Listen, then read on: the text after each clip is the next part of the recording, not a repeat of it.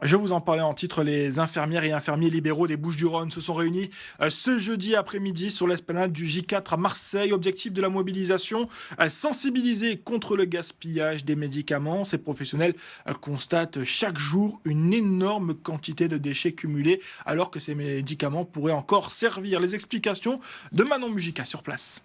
On a par exemple rencontré Angélique, venue depuis Gréasque, le coffre rempli de médicaments et de matériel en tout genre. Elle est loin d'être la seule donatrice. Il y avait des infirmières, des anonymes aussi, chargés de plusieurs sacs. À l'intérieur, on retrouve ce genre de choses. Par exemple, c'est une poche de nutrition par perfusion pour les patients cancéreux. C'est facturé environ 110 € à la sécurité sociale.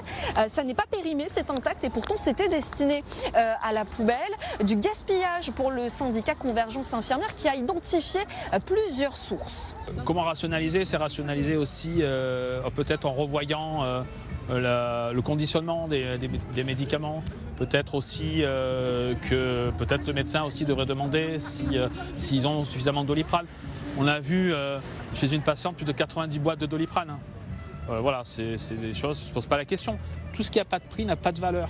Donc en fait, quand on ne paye pas, on se dit ça coûte rien. En 2024, lors de la toute première opération, le syndicat Convergence Infirmière chiffrait à environ 1,4 milliard d'euros par an le montant, le coût de ce gaspillage. Alors l'ensemble des dons que vous voyez derrière moi seront redistribués à des associations triées par des pharmaciens puis envoyés en Ukraine ou encore à Cuba.